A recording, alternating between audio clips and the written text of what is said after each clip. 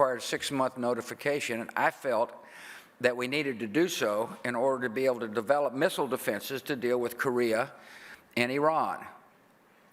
And in order to tell somebody something as traumatic as that, if you're stuck in the Cold War, then you need to know the person better. So I sit down with Putin, and the first thing I did was I told Condi Rice, who was my national security advisor, that tell those delegations to go talk to each other because Putin and I are going alone. I thought that would be a good signal, leader on leader, as opposed to like leader with 11 seconds, third sitting around. And so in this little room was Vladimir Putin, me, Condi, Putin's Condi, and 2 interpreters. And I said, go ahead and start, Vladimir. I had this giant stack of cards. And he started talking about Soviet-era debt that was saddling the Russian Federation's growth. In other words, he was broke. And he was droning on, like card 6, card 7. I got a little antsy. And I said, let me ask you a question, Vladimir. Is it true your mother gave you a cross that she had blessed in Jerusalem? And it was a stunning question to me. CIA wrote a dossier up for the trip. And so they were aware of this. And the fact, it caught my attention. I thought it was pretty interesting. And I was kind of interested in Soviet-era debt, but I was more interested in getting to know Putin. So, is it true? And all of a sudden, his countenance started to change when he started talking about his mother, the cross that she gave him, the fact that he had hung this cross on a dacha, and the dacha burned down. The only thing he asked the workmen to find was the cross. And I said, well, you got daughters? He had daughters. Yeah, I talked about my daughters. And all of a sudden, we started having this leader-to-leader conversation that wasn't based on Soviet-era debt. Of course, I did have to tell him we're out of the anti-ballistic missile treaty. So I'm having a press conference after this meeting. And the first question from the AP reporter was, do you trust Vladimir Putin? So we've got a guy we're trying to bring west. We're hoping that he'll believe in rule of law, that he will honor civil society and all its forms, have a free press.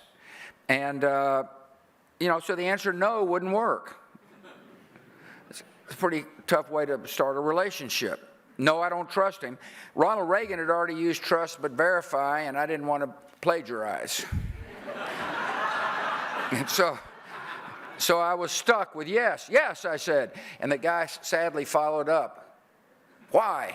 And I said, I looked in his eyes and I saw his soul. I was thinking about how Vladimir Putin described the relationship with the mother and this wonderful gift he gave her. And it was such a stunning answer, like you could see the press going, what the hell does that mean, and they moved on. And so post-presidency, I become a painter, and one of the things I painted was the world leaders with whom I served. And if you look in the painting that I painted of Vladimir Putin, you can look in his eyes and you see cold blue eyes, cerulean blue eyes that are pretty cold. Because what happened was Putin changed. A great preacher named Tim Keller talks about false gods. Money, sex, and power, if they become central to your life, become false gods. And I'm afraid that's what happened. And so I no longer look in his eyes, but if I did, I would see a different soul. And that's what makes this conversation interesting tonight, because Bill got to bump up against the soul. And so it's my pleasure to introduce Ken Hersh, who's going to moderate. We're very fortunate here in this building to have Ken Hersh be the leader. He's successful in the private sector. He's successful in the public sector. He's a really good leader for us. And he's going to introduce his, I don't know if he's his roommate. Oh, before I do, Josh Browder. Josh, thank you for coming down from Stanford to hear your father speak. My daughters, when they went to college, never wanted to hear their dad speak. And so please welcome to the stage Ken Hersh and Bill Browder.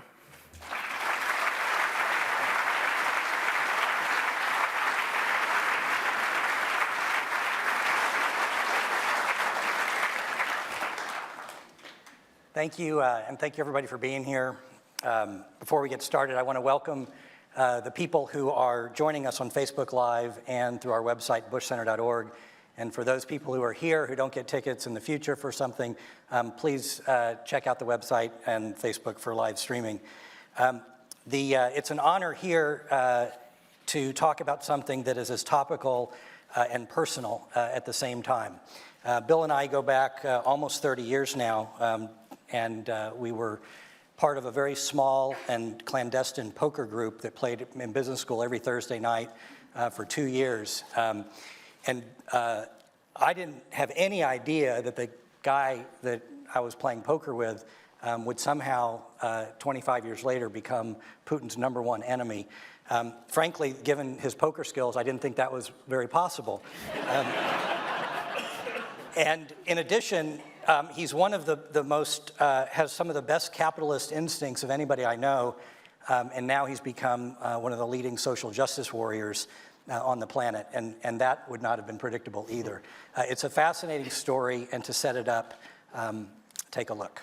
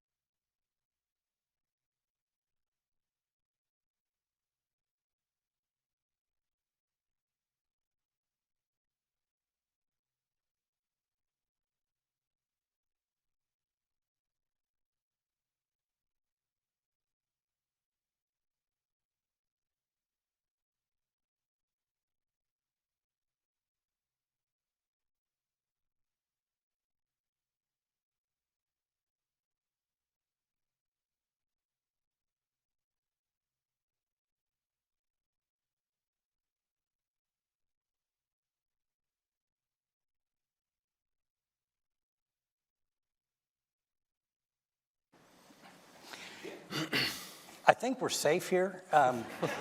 How did you get into this mess? Well, it's an unusual story, and when people hear my American accent and then they hear this words, Putin's #1 enemy, it's kind of it kind of doesn't sound like it makes sense. And so, as President Bush mentioned, my grandfather was an unusual American. Earl Browder grew up in Wichita, Kansas, and was a labor union organizer. But he was so good at organizing the union that the communists spotted him and said, if you like labor unionism, you're going to love communism. Why don't you come to Moscow and check it out? So my grandfather goes to Moscow. He does what every young American man, single man, does when he gets to Moscow, which is found himself a Russian girl who became my grandmother. Then my father was born there. And then 5 years later, he goes back to America and becomes head of the American Communist Party. He runs for president on the communist ticket in 1936 and 1940 against Roosevelt. He gets put in jail for being a communist in 41, pardoned in 42.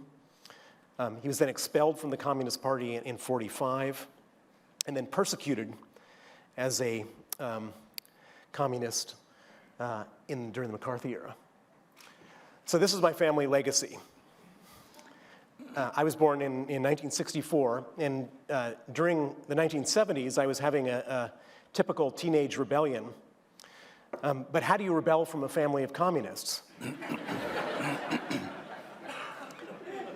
Well, I came up with a brilliant idea, which was to put on a suit and tie and become a capitalist. So I became a capitalist. I went to Stanford Business School, where we met, and we graduated business school in 1989, which was the year the Berlin Wall came down. And as I was going to on-campus interviews, I couldn't get excited by most of the on-campus stuff. And then one day I had this epiphany, which was, if my grandfather was the biggest communist in America, and the Berlin Wall has just come down, I'm going to try to become the biggest capitalist in Eastern Europe. And that's what I set out to do. And I was aided in this exercise by one crucial decision that was made by Boris Yeltsin, who was then president of Russia, where he also wanted to go from communism to capitalism. And the way in which he wanted to do that was to say, let's create a country full of private property. Right now, nobody owns any private property, but let's take all the state assets and give them away for free to the people. And that's what they did. It was called the Mass Privatization Program. They gave away the state assets effectively for free. And then shortly after they gave those state assets away for free, they started to trade at a slight premium to free, which was still free. And so at the time, Russian stocks were trading at a 99.99% discount to the valuation of similar types of companies in the West. And so what I was able to do is I set up an investment fund. It was called the Hermitage Fund. And I went around and told the story about how cheap everything was in Russia. And a few people gave me money. And I started investing there. And I ended up going from nothing to eventually managing the largest pool of capital in the country with $4.5 billion. And at this point, I realized that these companies were cheap, but they were also cheap for a reason. And the reason was that this whole experiment with capitalism was like building a house, but building a house without electricity and plumbing. And the electricity and plumbing were the rule of law and property rights. And so basically, if you owned a share of a Russian company, you didn't really own a share of anything because the guys who controlled the companies, the oligarchs, were basically stealing all the money from the companies. And so as a matter of necessity, I became a shareholder rights activist, an anti-corruption activist in Russia. And at first, when I started doing this, I had this strange alignment with Vladimir Putin. Vladimir Putin had just come to power, and he was basically the president of the presidential administration of Russia, but not the president of Russia because all the oligarchs had stolen power from him.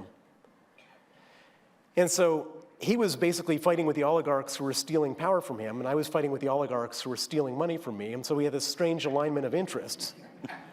And so what I did was I started to research how the oligarchs did the stealing, share the research with the Western media, and then the strangest thing happened, which was that Vladimir Putin himself stepped in and started to stop whatever it was that I was fighting about.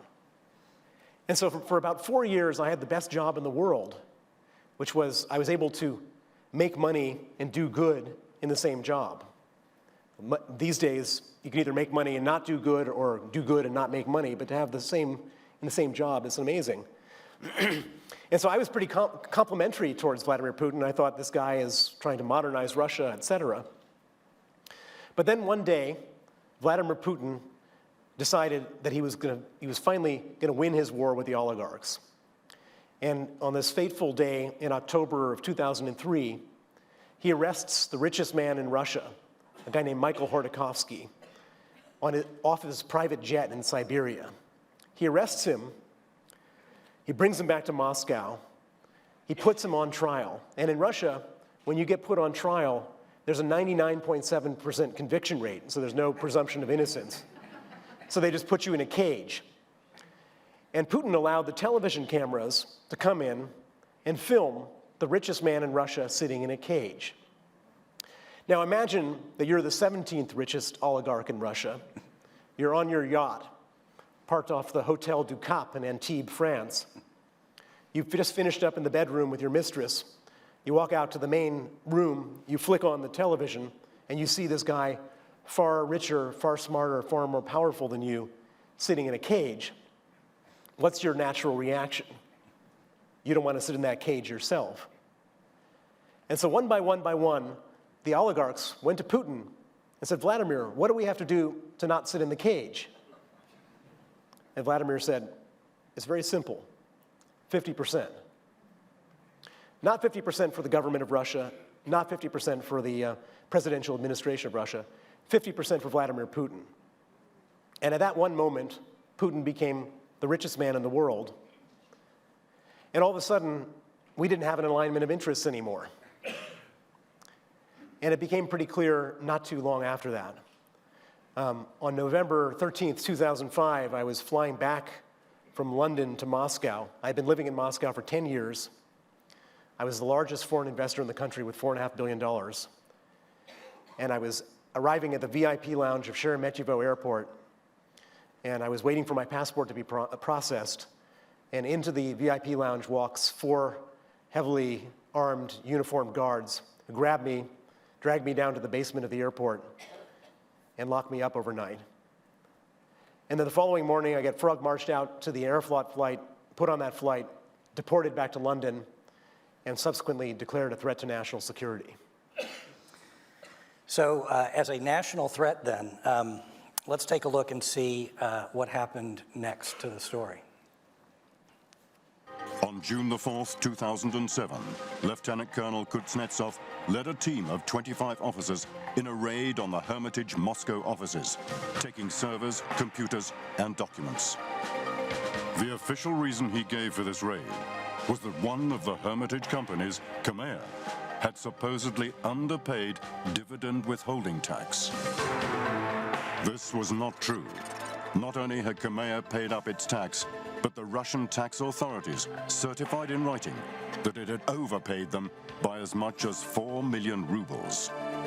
In addition to Kuznetsov raiding our offices, he then joined an ongoing raid on the same day at the offices of our law firm, Firestone Duncan. One of their young lawyers protested. Instead of trying to explain whatever their legal logic was, they took him into a conference room, beat him viciously, arrested him for resisting the search. He was fined 15,000 rubles to get out of jail, and then he was in hospital for 2 weeks, having to recover from his beating. In fact, Kuznetsov's raids were the first part of the criminals' plan. A fishing expedition to find out the amount of Hermitage's assets and in which banks they were held. At the same time, Kuznetsov seized all of Hermitage's corporate documents and certificates. These official documents would be used by the criminals to steal the Hermitage companies. So this was in 07. So the airport incident was in 05. So now this is in 07, and you're in London. What's going through your mind when you get the news of these raids? So I'm saying to myself, okay, when the Russians turn on you, they don't tend to do so mildly. They tend to do so with extreme prejudice. Where else do I have exposure?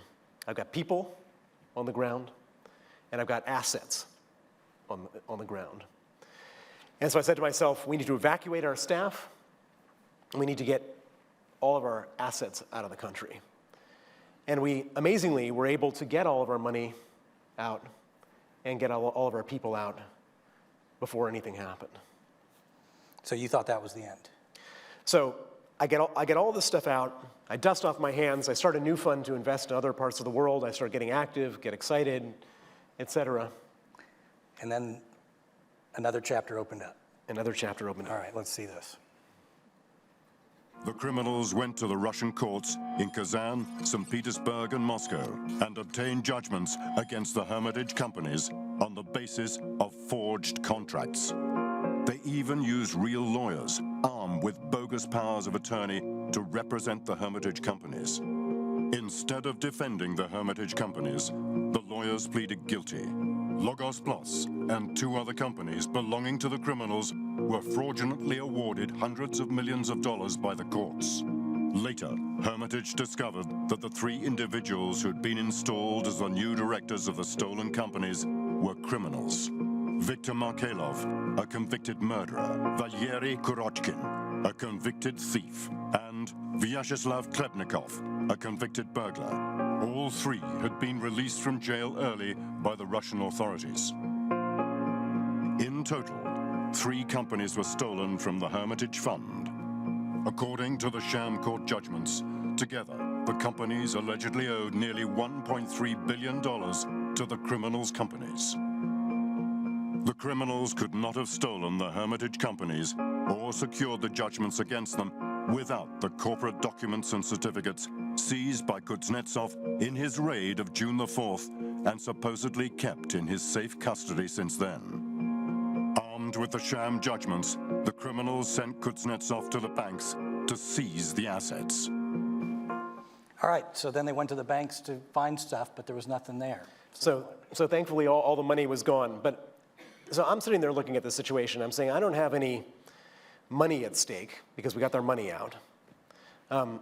But if the police are busy working with criminals stealing companies, God knows what else they're going to be doing. And moreover, they had opened up a criminal case against some of my employees to raid the offices. And so it was really important for us to get to the bottom of this thing and try to stop it. And so we go out and hire the smartest lawyer I knew in Moscow, a 35-year-old lawyer named Sergei Magnitsky, to try to investigate, figure out what's going on, and stop whatever's happening. Okay, so now let's look and see what he found out. Phase 2 of the criminals' fraud was to steal the $230 million of tax money already paid by Hermitage to the Russian authorities by claiming a tax rebate. This they did through the brilliant ruse of demonstrating that the $1.3 billion of alleged debt, which resulted from the sham court judgments, had wiped out Hermitage's profits in 2006. Within a mere 3 days of submitting the claim on the 24th of December 2007, Olga Tzime and Sergei Zemkushnikov, officials at the Russian tax office, authorized a staggeringly huge tax repayment of $230 million to the criminals. The largest single tax repayment in Russian history was made without a single question being asked. $230 million, which belonged to the Russian people, had been stolen by the criminals in an organized conspiracy supported by corrupt officials in the higher reaches of the Russian state. So a tax refund like that must have taken a long time. How long did it take them to process that refund? So they applied for this tax refund on the 23rd of December, 2007, 2 days before Christmas, and it was approved and paid out the next day. If you try to apply for a $5,000 tax refund, it'll take you 10 years, but if you apply for a $230 million tax refund, you can get it on Christmas Eve in 1 day. Now, but the thing here is that, and this is really an important point, I thought back then that there must be a lot of rot in the system. I thought that Putin was a bad guy. I thought that Putin could easily have authorized his officials to steal my stuff. But I thought Putin was a nationalist. I thought he was a fighter for Russia. And he couldn't possibly have allowed his own officials to steal $230 million, not for me. This was not my money that was stolen. This was Russian tax money that was stolen. And Sergei, my lawyer, and I agreed that there's no way that he could have allowed this. And so we came up with a strategy. And the strategy was, let's publicize this. Let's write a criminal complaint to every different law enforcement agency in Russia. Let's get on the radio, television, newspapers. And then Sergei even gave sworn testimony at the Russian version of the FBI about this whole thing. And then we sat back and waited for the good guys to get the bad guys. And 60 Minutes has a good synopsis of what happened next, and this is our last clip, but then we'll go into some more detail.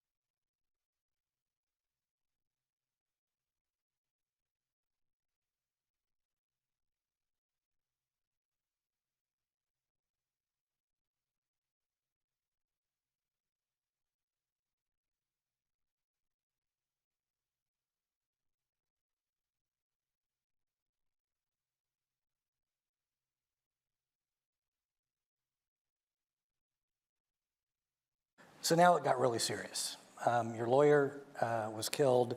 How did you know all this really happened, and you were on the outside, he's in Russia. How did you know all the facts that we know now? Well, Sergei did something very unusual during his time in detention. He wrote everything down. His way of dealing with the adversity of prison and the mistreatment was to write criminal complaints about what happened to him. And in his 358 days in detention, he wrote 450 criminal complaints about the mistreatment. Who was doing what to him, where, how, when, and why. And what would they would let him write and deliver it? So he would write these complaints, 1 a day, 2 a day, and once a month he would hand a stack of these complaints to his lawyer through the bars. His lawyer would take them and file them. The complaints would be ignored or rejected, and I'd get copies. And people often are surprised that the Russians would allow these complaints, but you have to understand it's this weird, highly turgid bureaucratic system. It's like the Gestapo. Everything is documented. And they never thought there would be any consequence. In the video, they said they documented a beating. They documented that was a beating that took place on the last night of his life. They documented the beating. The prison guards, they didn't want to get in trouble with their bosses. Said, yes, we were instructed to do the beating. We did the beating. But because we have all these records, this has created the most granular, well-documented human rights abuse cases come out of Russia in the last 35 years. And I would have thought, and I should point out that after Sergei died, it was a huge international scandal. He was my lawyer. He was for the largest investor in Russia, effectively tortured to death in prison. It was in every newspaper, on every television station, et cetera. And I thought with all this evidence that they would have to prosecute some of the people involved. I wasn't naive to think that they would prosecute the biggest guys, but I thought that they would at least have to go after the mid-level people and throw them under the bus. But in spite of overwhelming evidence, the Putin regime and Vladimir Putin himself, he personally exonerated every single person involved. He gave promotions and state honors to some of the people who were most complicit.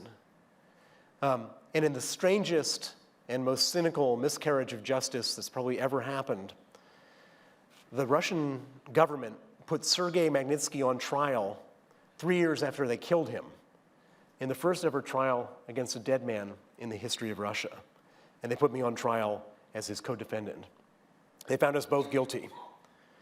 So it became clear to me that we were not going to get any justice in Russia, and we're going to have to seek justice outside of Russia.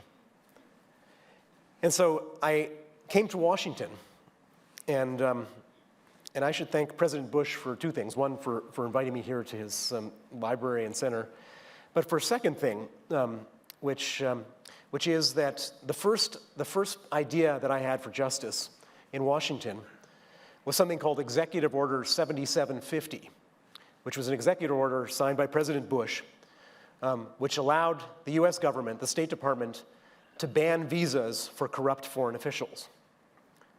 So I took this idea, and I went to the State Department, and I said, with my mountain of documents of evidence, and I said, can we ban the people who killed Sergei Magnitsky from coming to America?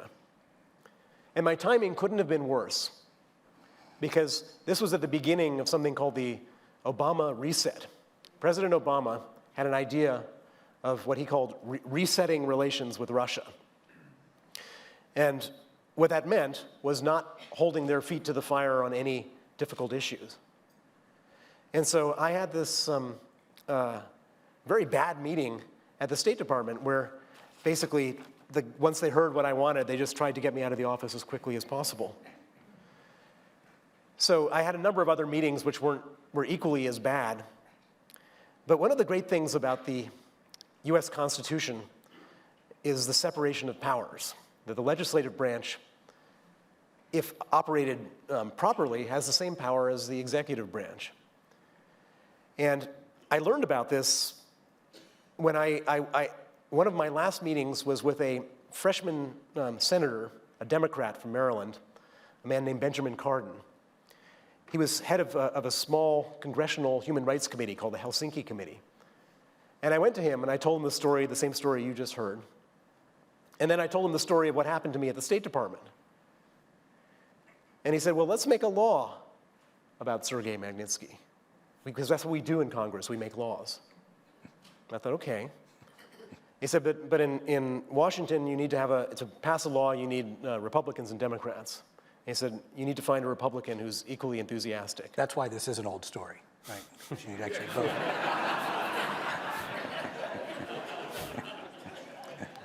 So I looked down the list of senators, Republican senators, and one name completely jumped off the list, which is Senator John McCain. If there was one person who could empathize with what Sergei Magnitsky had gone through, it was John McCain, who had been tortured himself in a Vietnamese prison camp. And I went to John McCain, and I told him the story, and we had a meeting that was supposed to run for 15 minutes. He didn't know what it was in advance. When I started telling the story, he kept on asking me clarifying questions. Our 15 minutes had come up, and I was really worried that I'd lost my chance, and the secretary had popped her head in for the next group, and he waved her away, and he kept on talking, and then the next group showed up, another 15 minutes, and he waved them all away, and we went on for 1 hour and 10 minutes, and at the end of this thing, he said, Bill, that's the most unbelievable story I've ever heard. What do you want me to do? And I said, I want you to co-sponsor the Sergei Magnitsky Act. He said, I would do that with pleasure. What else can we do to get justice for Sergei Magnitsky? He became the co-sponsor of the Magnitsky Act. Then it was announced, and then all of a sudden, other victims from Russia started coming forward, saying to these two senators, you've hit the Achilles heel of the Putin regime. They steal money in Russia and commit crimes and then keep that money in the West. Can you add the people who killed my father to your list, the people who killed my brother, the people who killed my aunt? And these two senators, after about a dozen of these approaches, realized they were onto something much bigger than one case. They were onto effectively a new technology for dealing with human rights abusers from Russia. And so they added 65 words to the Magnitsky Act to include all other gross human rights abusers. And all the other victims fanned out across Capitol Hill.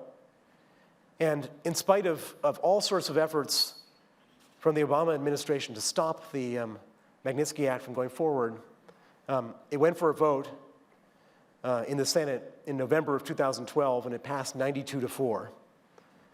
It passed 89% of the House of Representatives, and President Obama grudgingly signed it into law on the 14th of December 2012. There are now 44 people on the US Magnitsky list. And what it means to be on the list is the visas are canceled, if they have US assets, they're frozen, but most importantly, you also get put on something called the US OFAC sanctions list.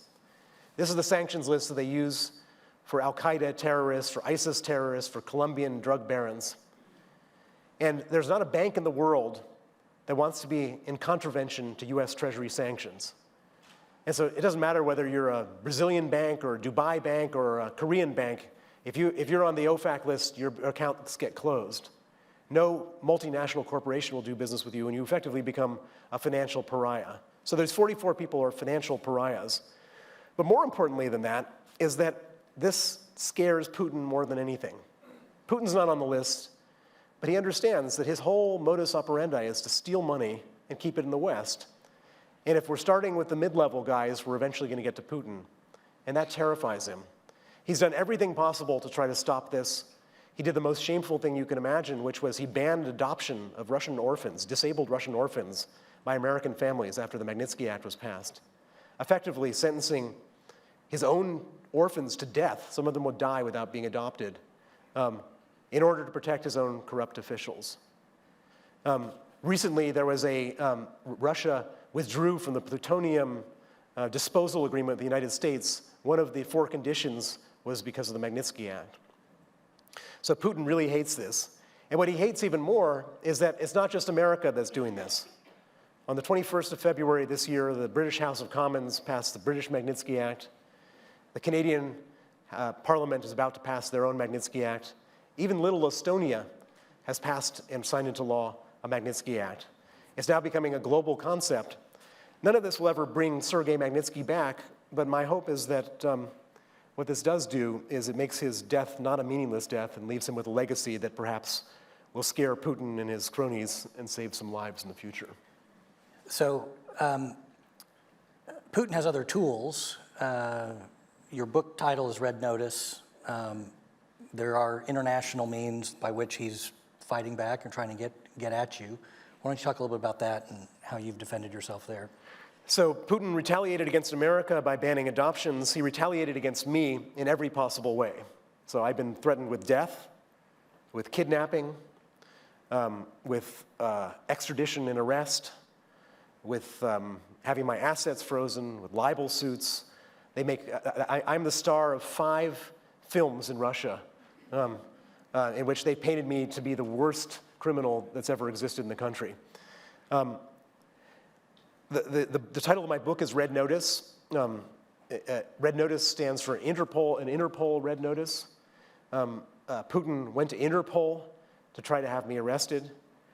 And thankfully, Interpol normally is just an automatic organization that just, any member state that types it in properly into the computer, you get put onto the Interpol Most Wanted list. But thankfully, my story was so well known that Interpol didn't want to get involved in this particular fiasco. Russia applied once, they got rejected. They applied twice, they got rejected. They applied the 3rd time, they got rejected. They're now on their 4th attempt to get me on the Interpol list. And that doesn't happen very often. I don't think it's ever happened. Okay. So we were actually with you in London the morning, in the middle of the night when you got the call from Sergei's mother, and you had spoken to her. And I remember it because, I asked you, was she in some way blaming you, or how did she feel about you? And you said that she said, go get him. Tell me about your relationship kind of with Sergei's family and where that stands now and how that interaction feels. Well, the truth of the matter is that Sergei Magnitsky would be alive today if he hadn't been my lawyer. And that's a burden that I wear heavily on my shoulders every day of my life. When I got the news of his murder the next morning, it was the worst news anyone I could have ever gotten, and the most life-changing news that I could have ever gotten. And I realized my first and most important priority was his family. And so I made it clear to them that 2 things. One, that I was going to take care of them. But secondly, and most importantly, that I was going to go out and fight and get justice for Sergei. And his family, everyone in that family is amazing, starting from Sergei and working this way through the family. They're mild-mannered people, but they all have an incredible will of steel. And Sergei's wife has emigrated to London. She sits in my office, and all I do now, and all she does, and all my colleagues do, is we fight for justice for Sergei. And we have a very effective campaign which continues to fight. His mother is doing the same thing, and his son, Nikita, was 11 years old and came with us on some of our trips to Capitol Hill and translated for the family during these press conferences with the senators and so on. So everybody in that family is fighting for justice, and we're getting justice. Great. Before we go, I want to shift in a minute to some of the current events around Russia, but before we leave kind of the Magnitsky chapter, if you will, what are your next objectives near term with respect to your Magnitsky issues? So we have two basic parts of our campaign. One is to get these laws passed. It was hard to do the U.S. It was a little bit easier to do Britain, a little bit easier to do Canada. It's now becoming one of these things where I'm hoping that I don't have to spend the years and years of effort to get the next country, and it becomes sort of an accepted tool to get these Magnitsky Acts passed. And that's my sort of life ambition, is that it eventually becomes an international standard that if you commit crimes in your home country, human rights abuses in your home country, that you won't be able to travel or spend money in the West. It seems logical. It seems obvious, but it's so remarkable how much I've had to fight with different governments to get that. The second part of our campaign is something much more narrow, but equally terrifying for the Russians, is we said to ourselves 7 years ago, who got the money? Who got that $230 million that they killed Sergei over? And we've been working on it for 7.5 years, and we found it. We found all that money all over the world. And so I've now gotten about a dozen different countries, law enforcement agencies, to open criminal money laundering cases to freeze and seize that money. So far, there are 5 countries that have seized $44 million. And for people who will kill Sergei Magnitsky for money, freezing their money really does have an impact on them. And it scares the hell out of Putin because all their money flowed through the same pipes. And so when we find some of their money, it exposes the other parts of their money. And so we're going to carry on until all that money is tied up, frozen, and exposed. Great. Okay, so that's your story with Putin. Now you're probably I'm sitting between 2 people who are as knowledgeable about this country from bookends with respect to the way they operate and their behaviors. In your opinion, what is Putin's endgame? What is he out to do right now? He's obviously postured himself in the middle of some pretty major dilemmas, whether it be cyber, Middle East, oil markets, et cetera. What do you think, what is his objective? So when Putin first came to power, his main objective was to steal as much money as possible. And he could get away with that at a time when oil prices were high. He could steal money, and he was hundreds of billions of dollars. He could steal this money, and his message to the Russian people was, look at, don't complain. You've gone from $1,000 per year to $8,000 per year of income. You're 8 times better off. Just leave me alone, I'll leave you alone, everyone will be fine. And the Russian population basically left him alone. They were happy going from 1,000 to 8,000. But then about 4 or 5 years ago, oil prices start collapsing. And people are saying, wait a second, we're not getting better off, we're getting worse off. And you continue to steal the money.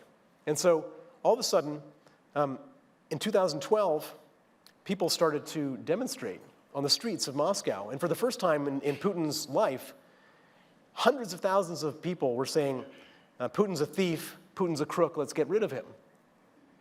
And so Putin did 2 things. He arrested everybody who was leading these demonstrations. And then he did what every great dictator does when he's worried about his people turning on him. He started a war. He started a war with Ukraine. The Ukrainians and the Russians have no problem with each other. There is no beef between these 2 countries. But Putin needed a massive distraction to get people from not being mad at him. So he started a war with Ukraine. And in the midst of this war, they shot down an airplane, a Malaysian airplane holding 298 civilians. And by doing that, shooting down that airplane, it effectively firmed up public opinion in Europe enough so that sanctions were imposed, serious sanctions were imposed on Russia, which made people even worse off, which made Putin even more aggressive in his things. Then he got into Syria. And so, in my opinion, everything, the sort of the root evil of all this is corruption, which led to all this activity.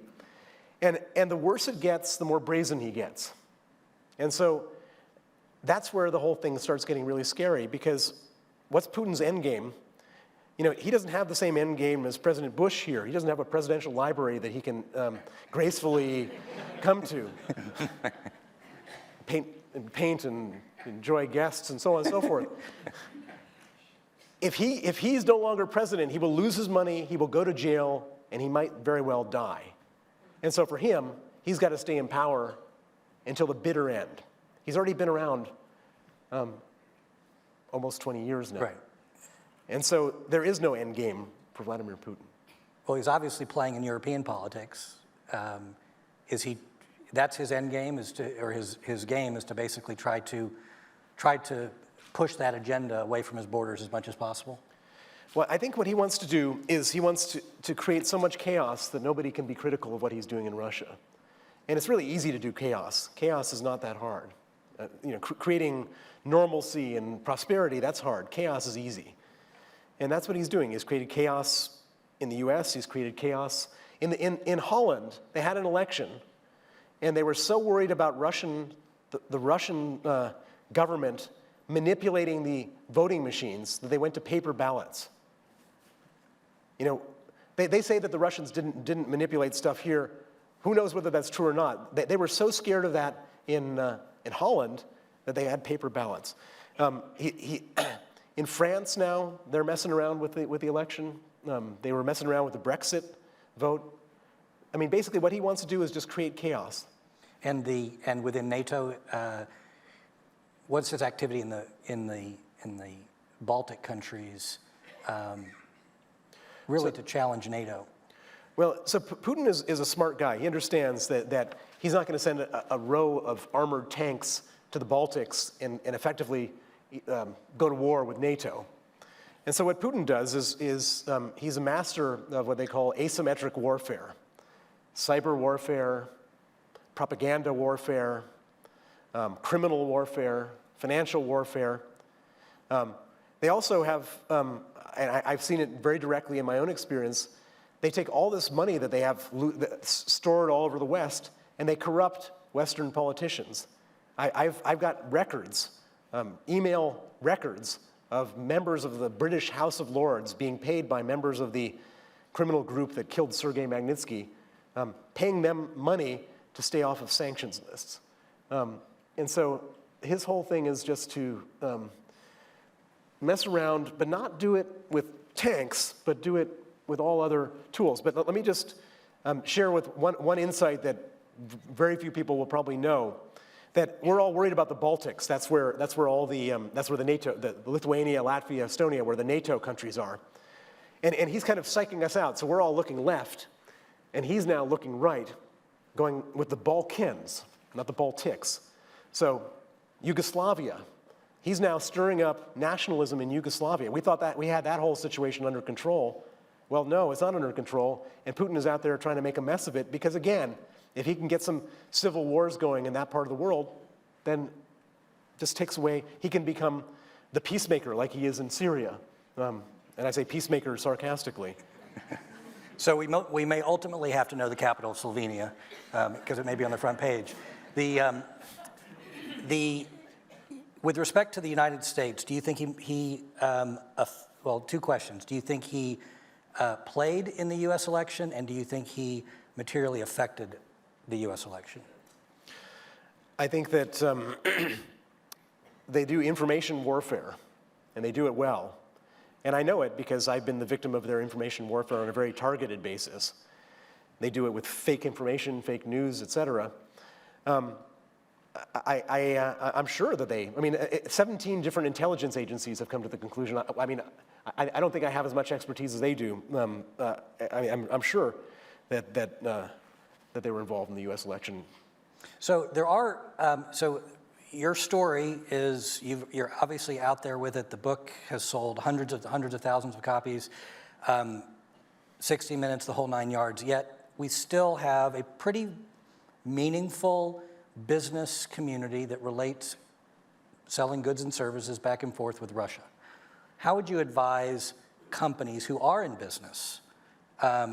Is it get out? Is it cover your back? How would you, because it does happen. I'm sure you've had those conversations with people who, while you try to convince them otherwise, they say, well, we're selling good product, or we have our facilities there that are doing just fine.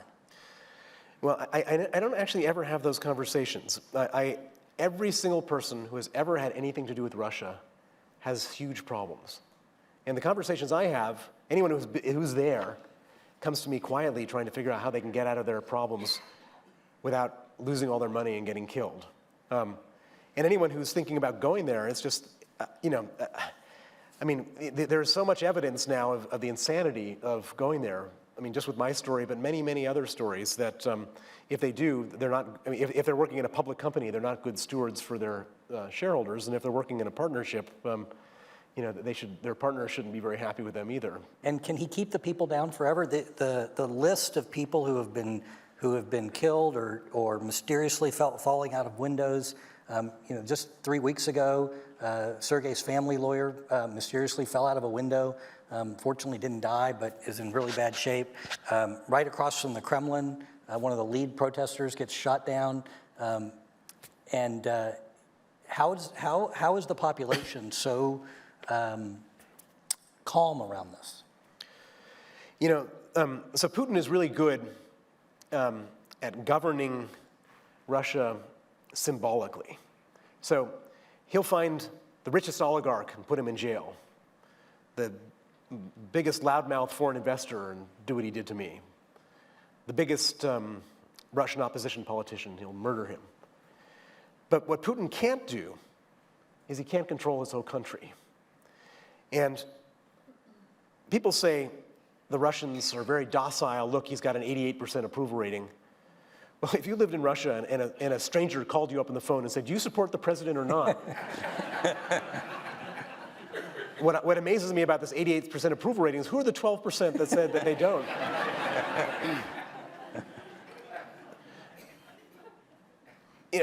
There is this formula. It's a very simple mathematical formula about what sparks a revolution, which is the anger greater than the fear, or is the fear greater than the anger? And right now, the fear is greater than the anger. People are scared. But nobody knows is how what can tip that over the line. And I don't know what's going to tip that over the line. Putin doesn't know what's going to tip that over the line. But what I can say is that Russia is such a brittle place right now that anything could happen. And there's a famous young man, his name is Alexei Navalny. He's a Russian anti-corruption opposition politician. He makes these great movies about how crooked different members of the Russian political class are. And he made a movie very recently about Dmitry Medvedev, who is the prime minister of Russia. And it's the most astounding movie I've ever seen. It's a 1-hour movie. It's on YouTube. And it shows billions of dollars worth of villas and yachts and planes and vineyards belonging to Dmitry Medvedev, where he's tracked Russian oligarchs giving him the money and Russian state banks giving him the money. And there's all these jokes about duck ponds and all this kind of stuff. And this young man got 15 million downloads off of his YouTube. And then he got something like 99 cities in Russia had demonstrations over the corruption, all spontaneously. Now, I don't know how many people showed up at these things, maybe 100,000, 200,000, but the way these things start is that people show up, and then Putin has to do one of two things. He can either crush them, and that will either stop them, or crushing them may end up doubling them and tripling them. And Putin's scared, and everyone's scared. No one knows what's going to happen, but anything could happen. What do you think is going to happen? I think, unfortunately, if we look at the precedents, I think that there's sort of three scenarios. There's the revolution scenario, and I think that's got a 10% chance. There's the palace coup scenario. This is like the guys around him saying this guy is becoming a liability. I give that a 20% chance. And there's what I call the Mugabe scenario. Mugabe is the dictator of Zimbabwe. He's been there for 27 years. He's completely and absolutely run the country into the ground, and somehow he manages to hold on to power. And frankly, I think that that's the most likely scenario.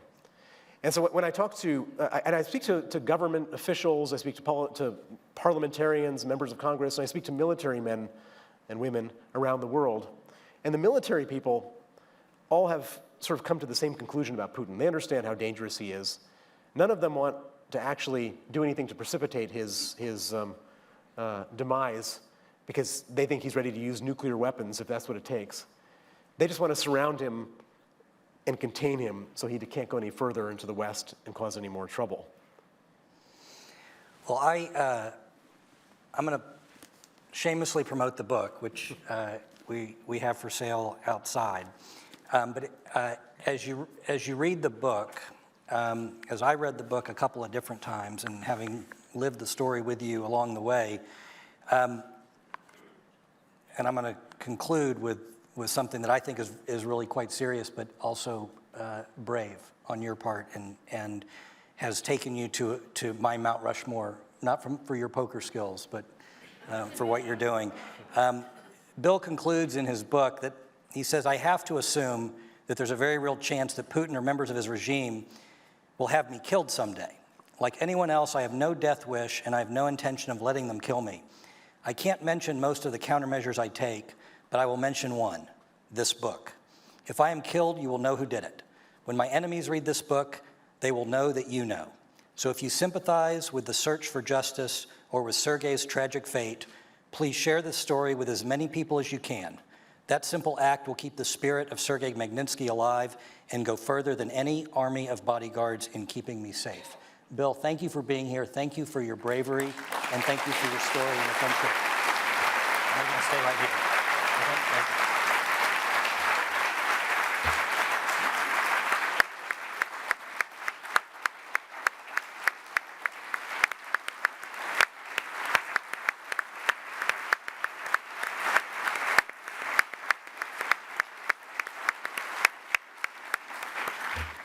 Good evening. My name is Amanda Schnetzer, and I'm the Director of Global Initiatives here at the Bush Institute. Thank you, Ken, for moderating a fascinating, if sobering, conversation. And thank you, Mr. Browder, for sharing your story, and more importantly, for your bravery and your courage. If you'd like to read that passage that Ken just read for us, as he said, copies of the book, signed copies of the book will be available in the museum store this evening as you exit Freedom Hall. Bill Browder is often referred to as an accidental activist. And part of the Bush Institute's mission in human freedom is to stand with activists, accidental and otherwise, who challenge dictators in the name of universal freedoms and human rights, including the rule of law. We also help develop young leaders in emerging democracies, and we advocate for U.S. leadership to advance freedom because it matters and because it's in the interest of U.S. peace and security to help advance other visions of freedom. To stay informed about the Human Freedom Initiative and other policy and action work at the Bush Institute, be sure to visit the box office as you exit tonight and become a Bush Center member. Members receive advance notice and a discount to all of our Engage events, as well as free entry to the museum. Our next Engage event is on March 22 with President Bush, discussing his new book, Portraits of Courage. And not surprisingly, that event is sold out, sir. But will be live streamed at bushcenter.org and on the Bush Center's Facebook page.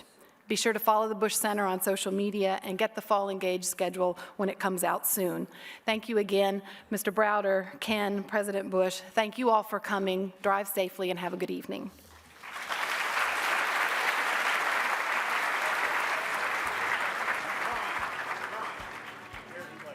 Hey,